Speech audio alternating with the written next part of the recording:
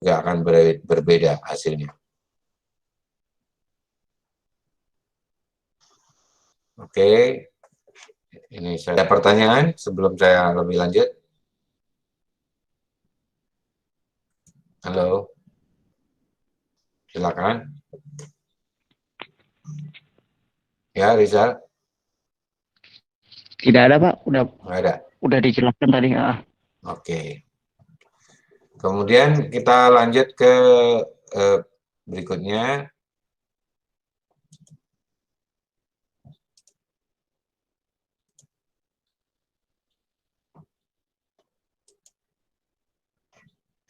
Pak, saya mau Ya. nanya, tadi kan yang low itu soalnya bener apa salah Pak? Yang low. Yang low Harusnya yang kan kalau yang tadi di presentasi, yang low kan minus 120.000, bawahnya minus 20.000, bawahnya saya share 0 ya. dulu. Saya share dulu biar enak. Boleh Pak. Ini. Yang mana? Nah ya, ini. Iya. Ini berarti yang low itu nggak dikurangin sama atasnya Pak? Karena kalau dikurangin kan harusnya ini yang small plan-nya 100.000. Terus yang no plan-nya 120.000, minus Kan 120.000. kalau kamu lihat di sini, yang kerugian paling bagus adalah 0, bukan 120. Oh, berarti jadinya plus ya, bukan minus. Jadi kan di sini kan apa namanya rumusnya rumusnya apa kok rumusnya Oh ya, base payoff dikurangin actual payoff. Oh ya, sorry. Base payoff adalah 0. Oh Ya. ya. Dikurangin minus 120. Dikurangin minus 20. Berarti ini ntar tergantung soalnya ya, Pak? Iya, betul. Oke. Sip. Terima kasih, Pak. Kita lanjut ke decision making under risk. Lebih ribet dikit. Kalau itu tadi masih gampang. Nah, dunia itu nggak mungkin lah semuanya pasti. Probability suatu kejadian itu bisa iya, bisa tidak, bisa setengah-setengah. Jadi gitu ya. Kalau misalnya saya kalau jualan apa namanya handphone pasti untung 10%. Enggak. Untung itu 10% kalau tingkat kepastiannya 100%. Atau kalau misalnya, wah ini kadang-kadang pasarnya lagi lesu, bisa turun lagi kan. Kalau pasarnya lagi naik, lagi banyak yang orang butuh, seperti saat ini, untungnya lebih tinggi, dan seterusnya. Nah, itu aneh probability. Nah, kemudian dari ini semua, berarti kita ada expected monetary value yang menggunakan probability untuk menghitung rata-rata payoff dari setiap alternatif. Jadi expected monetary value atau EMV itu adalah probability outcome dikalikan payoff outcome. Hampir sama dengan yang tadi alpha Hurwitz, tapi di sini satu persatu. Kita contohnya adalah seperti ini. Di sini di atas ada tabel outcome dan alternatif, tapi di bawah ada probability of outcome. Probability of outcome adalah 0,3, 0,5, 0,2. Jadi kemungkinan totalnya 1 ya. Totalnya 1. Karena kemungkinan pasarnya tingkatnya demand-nya tinggi 0,3 lah kira-kira. Moderate 0,5. Low ya ada tapi 0,2. Nah, masukkan semua. Kemudian kita kalikanlah high, moderate, dan low itu dengan masing-masing probability dan dijumlahkan, jadilah EMV, expected monetary value, 86, 48, 0. Jadi semua itu sebelum ini Gali baru masuk.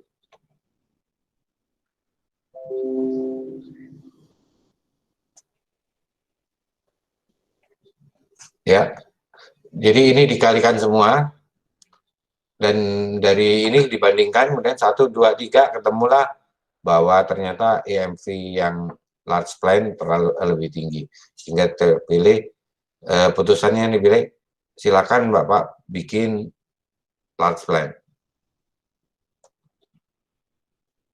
Nomor 1 EMV. Kemudian nomor 2 ada lagi expected loss opportunity. Ya. Sama probability outcome tetapi terhadap regret outcome. Outcome yang mengecewakan. Nah, di sini berarti sama dengan tadi, tapi yang dicari di sini adalah yang regret outcome. Regret outcome berarti dicarinya adalah dari hasil hitungan ini. Dari cari best way off, dikurangin actual payoff, jadilah regret outcome. Selanjutnya dari regret outcome ini tadi dikalikan dengan 0, peluang masing-masing dan mana yang regret paling kecil yang dipilih. Setelah dijumlahkan ternyata 24. 62, 110. Maka kita tetap pilih large plan. Dari alternatif metode tadi, Anda bisa lebih yakin, oke Pak, ambil large plan. Gitu ya. Nah, ini semua adalah kalau kita nggak punya bocoran informasi. Nah, adalah yang namanya, biasanya bocoran informasi itu diperoleh dari, demand-nya kira-kira berapa sih untuk produk tertentu. Nah, perfect information itu adalah hasil riset, biasanya diselenggarakan oleh lembaga polling, lembaga survei, dan lainnya. Mereka memberikan informasi dan itu harus bayar untuk suatu keputusan.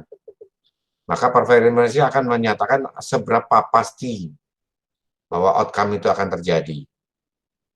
Tingkat kepastian bahwa ini yang menghasilkan. Kalau Anda bikin pabrik besar dengan tingkat demand-nya sangat tinggi katanya. Yakin nggak? Yakin. Ini informasi A1 katanya. Maka kita bisa anggap bahwa perfect information ini sebagai membantu untuk tingkat kepastian daripada outcome yang akan terjadi. Jadi dengan menggunakan perfect information sebelum membuat keputusan akan membuat kita dapat memilih payoff outcome yang lebih baik. Atau yang terbaik boleh dikatakan. Nah, expected value dengan perfect information, kalau tadi sudah ada expected value, maka kita sebutkan AV with PI, yaitu probability outcome kali probability best payoff outcome. Sedangkan expected value with perfect information itu adalah expected value with perfect information dikurangin EMV. Best EMV without perfect information. Itu expected value perfect information, nilai dari informasi tersebut. Nah, di sini ada contohnya. Payoff yang berwarna biru adalah dipilih berdasarkan perfect information, di mana knowing demand levelnya. Jadi 200, oh iya, pasti. Kalau di moderate ini 100. Kalau di sini pasti dia 0. Maka expected value with perfect information adalah $110. Dikalikan 0,3 kali ini kali ini, 0,2 kali 0. Wah, salah jam ini ya. Jamnya jam ngantuk nih. Dan expected value perfect information-nya adalah sama dengan WPI-nya dikurangin EMV. Sehingga kita mendapatkan kalau harga informasinya di bawah $24.000, silakan ambil. Perfect information increase, expected value by double. Apakah dia berharga $30.000? Itu baru ditanyakan. Apakah kalau kita bayar $30.000 berarti keuntungan kita itu yang tadinya cuman berapa ya di atas? Di atasnya adalah 24 ya. Kemudian dengan informasi yang lebih jelas, kita lihat di sini mana tadi?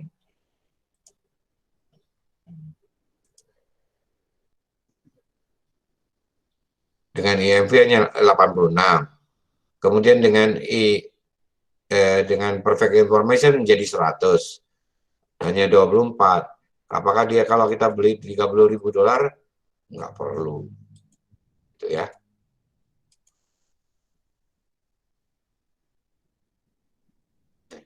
Karena dia meningkatnya hanya 24. Oh, ini lebih ya. 110 kurang ini 24. Betul. Nah, itu adalah tambahan dari ini, menambah peluang dan menambah informasi tentang kepastian dan lain-lain terhadap satu tabel keputusan. Ada pertanyaan?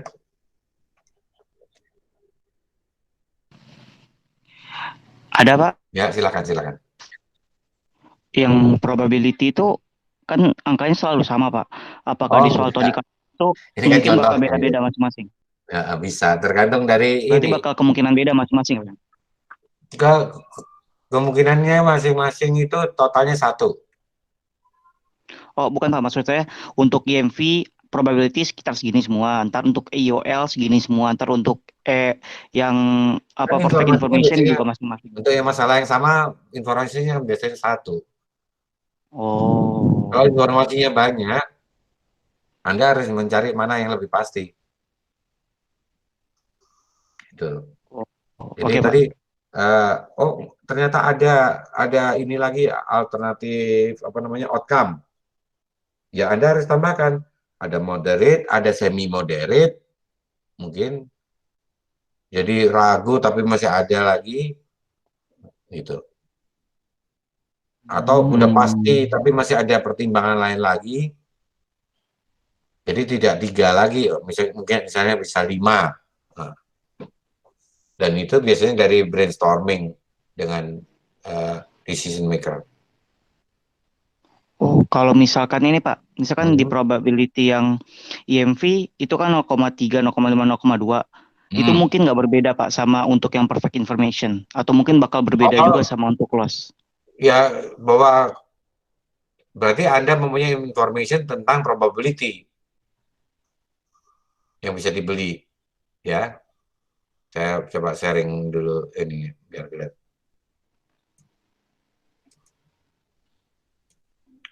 Jadi gini maksudnya, kalau misalnya di sini probability-nya adalah 0,3, 0,5, dan 0,2, itu terhadap demand. Demand saat ini adalah tingkat kepastiannya sekian, sekian, sekian.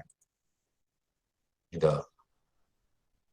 Dan pada saat Anda bilang, oh ada informasi bahwa ini tingkat kepastiannya sekian, itulah perfect information.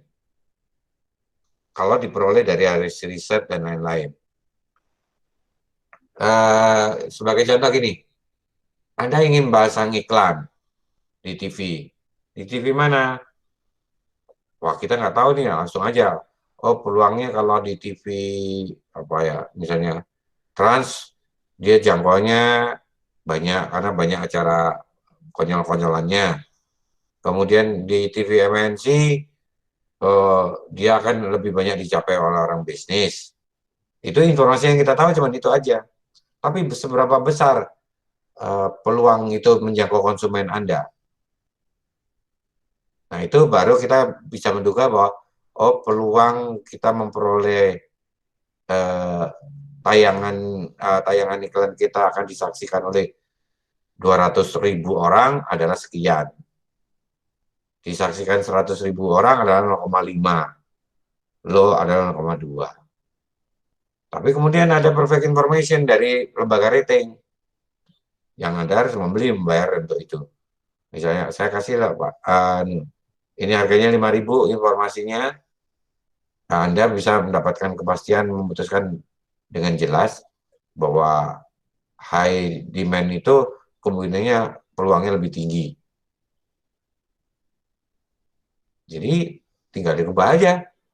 0,3 menjadi misalnya lebih tinggi berapanya? 0,4. Oke, kita masukkan 0,4, berarti yang berkurang yang mana nih? Yang low atau yang moderate? Low misalnya ternyata tetap memang 0,2. Jadi moderate-nya berkurang menjadi 0,4 peluangnya, probability-nya. Nah, baru kemudian kita hitung 0,4 kali 200, 0,4 kali 300. Itulah gunanya perfect information tadi, untuk memastikan bahwa peluang-peluang ini benar-benar